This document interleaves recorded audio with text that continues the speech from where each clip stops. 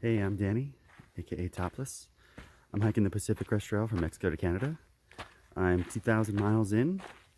We just did a hitch around a fire closure yesterday and hiked about 10 miles to Timberline Resort, which is basically a ski resort. And so I think we're at 7,000 foot of elevation right now. So it's pretty cold. Yesterday, this very area I'm walking through was crazy windy. I couldn't even record, it was so loud. And this morning I woke up and it was just completely silent. It's kind of amazing. But yesterday we got here, we were all very cold, all of us being like, I don't know, 20 hikers.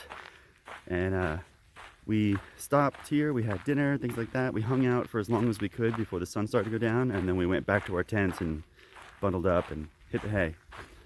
This morning, a group of 5 of us have a reservation at their breakfast buffet at 9 o'clock, so I'm kind of excited about that. And I'm walking down to the resort right now just because I can. I'm gonna go get a cup of coffee because I can. Not usually something we can do. Oh, what's that? Oh, neat. Hold on. If you take a look at the rope that's going around these poles here and making a walkway, I just noticed as I was stepping over this rope, somebody took 2 pieces of rope and joined them together here, and they did it with a square knot, which is a very weird way to be joining rope. And if you don't know this about me, I'm pretty naughty. Wow, look at this over here. What's going on there? Wow, okay, well, I'm gonna stop critiquing now. So yeah, I'm a rock climber, and I also do a lot of shibari. So knots are something that I notice now, and a square knot to join 2 pieces of rope is not something I've seen. There's plenty of other ways to do that, plenty of easier ways to do that. And I guess you could go check out, actually, no, now that I think about it, on this channel, I made a challenge of how many uses can I come up with for a basic knot. And I forget how many I came up with, but I made a video of all the different uses, and one of them is joining rope. So I'll link to that and you can see what I mean. But yeah, easiest way to join 2 pieces of rope is with a simple knot. And if you're worried about the knot rolling over, you just tie a backup knot. It's really easy. So we found out yesterday that this building is like the old resort, which still is running, and the building over here is the new resort. And the biggest difference is the new resort has working heat and the old resort doesn't really. The old resort has some very cool architecture though. And it's got these really sloped ceilings or roofs because they expect them to be covered with snow. It's pretty neat. Ooh, the mountain looks great today. Let me move over. Yeah, it's pretty beautiful over there. Well, the bar is not open yet. I was hoping I could get some coffee there. And this little cafe is not open yet. And I was hoping I could get some coffee there. Maybe I'll go check out the other building to see what's there. Ooh, what's this? It looks like there's a view out here. Oh yeah. So there's a lift right there. You got some rolling mountains in the background. It's pretty awesome.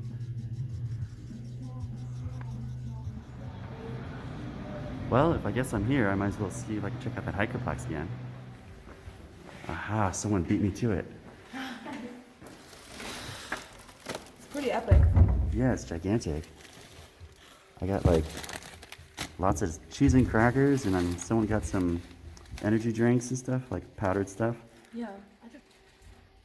Okay, I found some cheddar, and what are these? Dehydrated apple slices, I think they are. So I just ran into Zora. She said that there was nothing open right now, and she actually was hungry and starving when she woke up, so she just ate some food out of the hiker box. Yeah, I actually looked at one of the vending machines. There was like a Starbucks coffee in there. They wanted $5 for it, and that's ridiculous. So back to what I was saying earlier, or in one of my other videos about PCT seems to keep dropping us off in these tourist towns, and it's getting really annoying. I easily spent $100 last night $20 for a sandwich, $20 for a second sandwich, and then I had a few beers, and it just easily it's $100. How do I get out of here? Oh, right. All right, so let's check out this other building. I just ran into Cricket. He said there's another hiker box, so I'm gonna go find it right now. This place is pretty cool. It's like a fireplace in the center. I think that's where we're gonna be having breakfast. This is their hiker box, and it looks like somebody actually left voodoo donuts, like real. That's awesome. Oh, sweet. I think I found the coffee. Oh, yeah. I just found out that this is the place where they record part of The Shining. So take a look around. Apparently there's also a basement or something like that they used for The Shining. So that's kind of neat. Oh, yeah. Just a quick point of clarity. I found out that The Shining was recorded on the outside of this building. So to find it, you'd have to be looking at the outside shots from The Shining, not the inside shots. All right, the group that I'm traveling with has been finding cool like side trails and things like that. Yesterday we did 10 miles. And so basically when I bought my food budgeting 25 miles a day. So I got 2.5 days worth of food with me. But yesterday we did 10 miles, and now they're talking about today doing 10 miles. So I've been doing all this like figuring in my head, like, okay, well, we did 10 miles yesterday, but we also ate here at the restaurant, so I've got enough food. And again, today I'm eating here at the restaurant, but we're going 10 miles, so I have about enough food. So I'm basically just gonna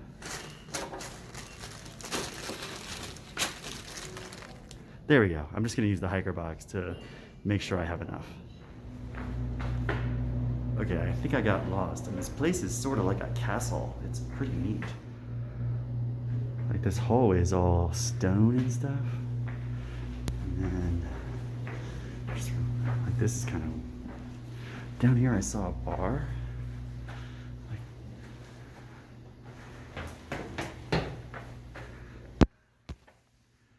That's interesting. Oh, okay, now it's starting to look like a ski lodge again.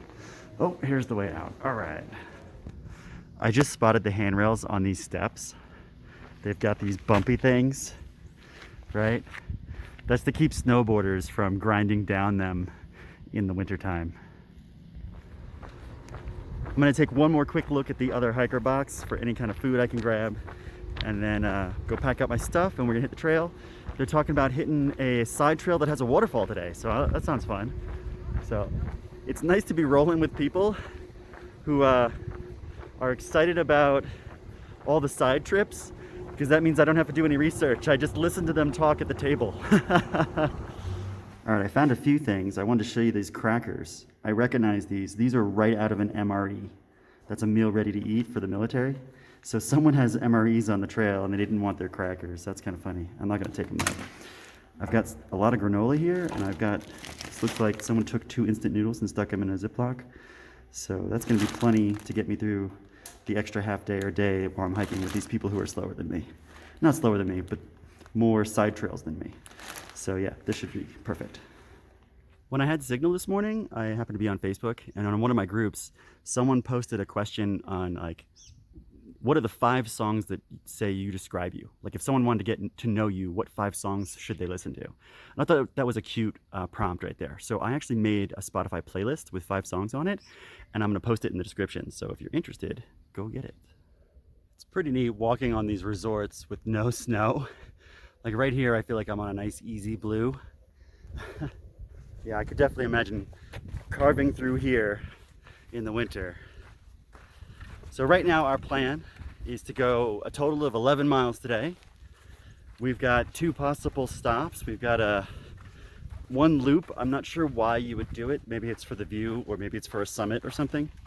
And the next one is a falls. So it might be nice to go see a waterfall today.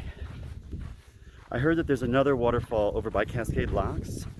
And what's neat about that one is that you can actually walk behind it. So I'm definitely gonna make time for that in a day or 2. I was just thinking about that 5 songs playlist that describes me, and I thought maybe I'll just run through it real quick and tell you why each song's on the list. So the first one, Play With Fire, is friggin' amazing.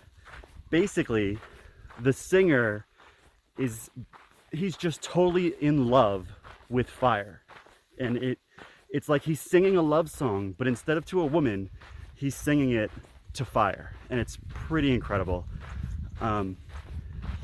Yeah, it's got so many good little moments and lyrics, but I like when the girl kicks in. She says, "Unstoppable, legendary animal," and that right there describes me right to a T.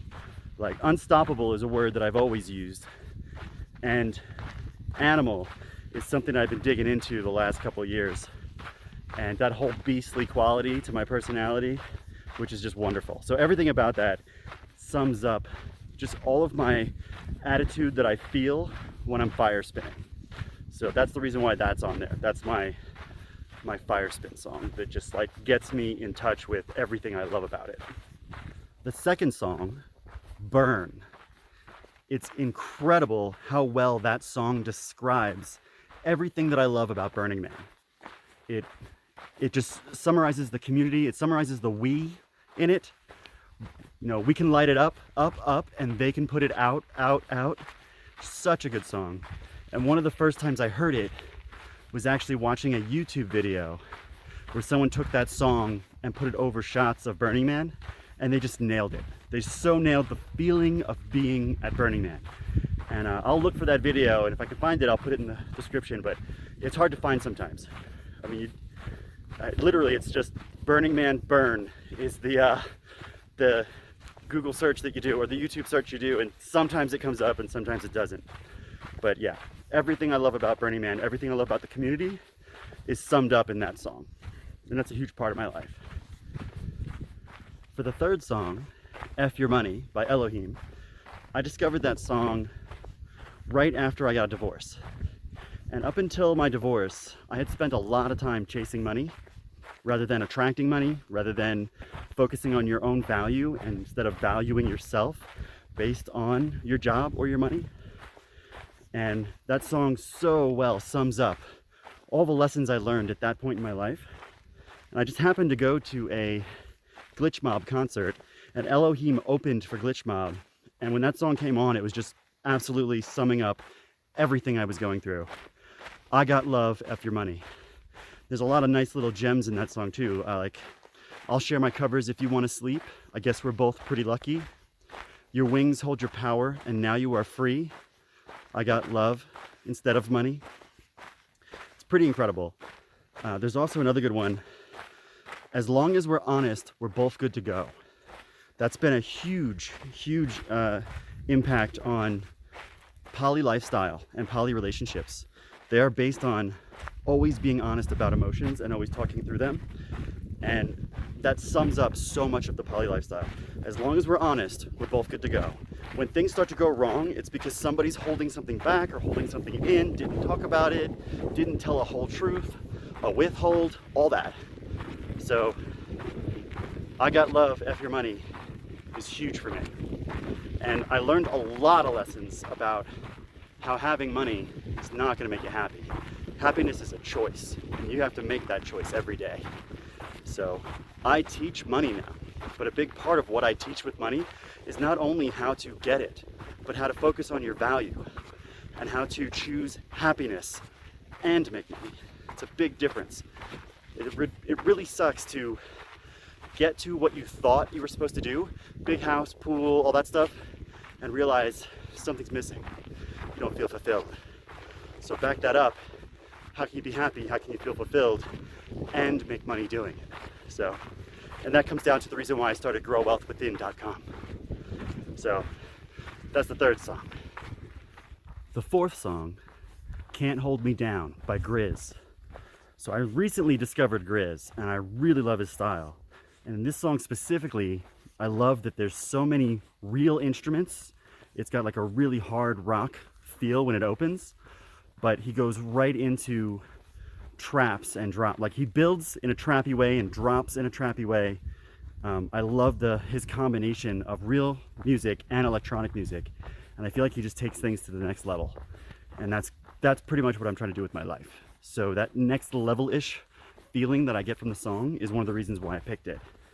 Also, some of the lyrics, can't change the world if you don't try. That's pretty solid. That comes back to a little bit of that. Basically my mission in life now is literally to change the world. And I'm doing that with kinkypolyatheist.com and growwealthwithin.com. I also love that he says, happiness I know is free. That's what I just said a minute ago. Happiness is a choice. But really, the chorus, can't keep me down, is about my whole attitude about being unstoppable, which was what I was talking about in the first song. So it combines all those things in such a wonderful way. There's also one double meaning in there for me, where every now and then the chorus says, Lord can't hold me down. And as you know, I'm atheist. So when that line is sung, I imagine how religion has tried to hold me down and hold me back, and how it holds down and holds back a lot of people. And I've broken out of it. So that line, Lord can't hold me down, resonates with me as an atheist because it's breaking out of that. The last one, go to town.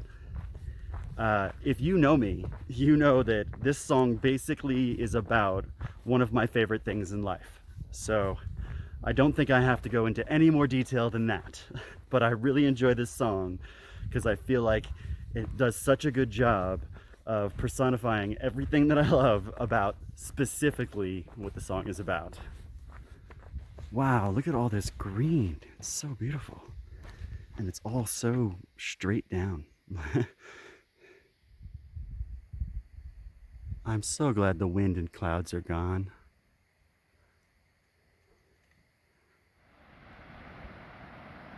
Got some running water down there. And it goes right through this valley. And here's that mountain again. Pretty beautiful. Oh, I like this total shade and this steep drop. Really cool.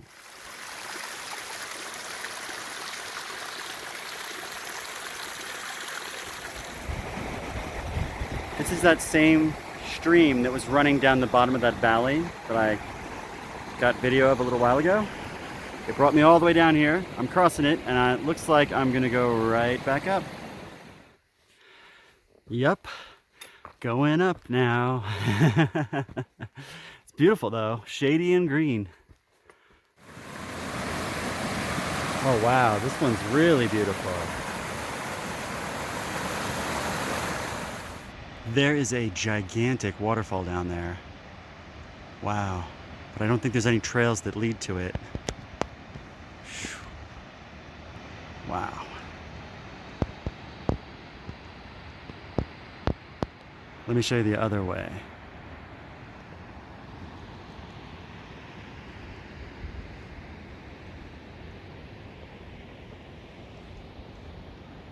Wow. Most of the day has been walking in the shade and walking through all this green. It's been really, really wonderful. This is the Sandy River at mile 2,107 of the Pacific Crest Trail. Here's a great river crossing.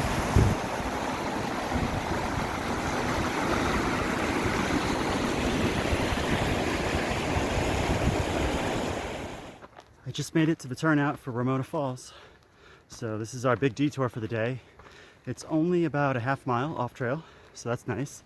And it has a trail that will parallel the PCT if I choose to take it. So let's check it out. Look at the scale compared to these hikers.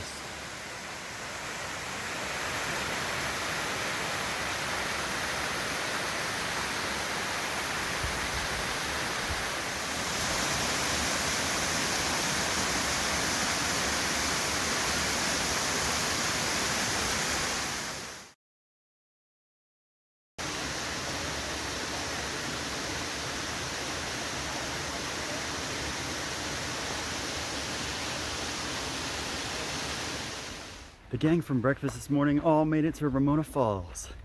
We had a quick bite to eat, got lots of pictures, and we are on our way. We're gonna do another 4.5 miles and then camp for the night. So this has been a nice little hike. We're now like basically following the water from the waterfall for I think 2 miles to a junction that goes back to the Pacific Crest Trail. So it's pretty beautiful. Wow, here's a great crossing.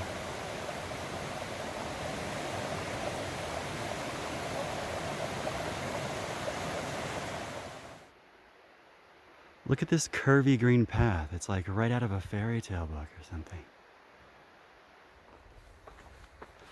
So I just ran into the Johnsons from Wisconsin again. They went to Trail Days, and then from Cascade Locks they started going south. So we were bound to run into each other. But it seems like that's probably the last time. And I got a selfie with them.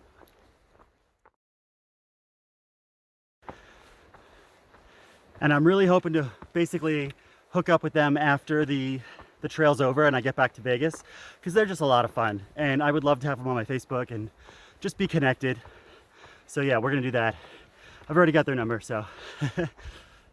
We went 14.5 miles today.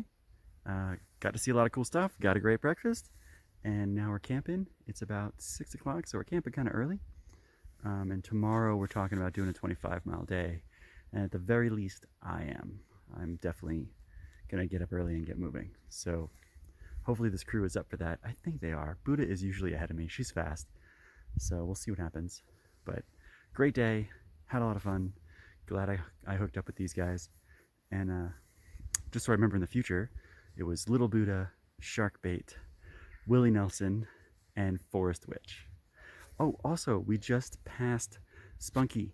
She's camping just up trail, and she's the one who gave me and Sunshine a hitch into whatever the last town's name was. Oh, Bend. That's right. Her and her brother picked us up. So lots of fun. Cool. All right.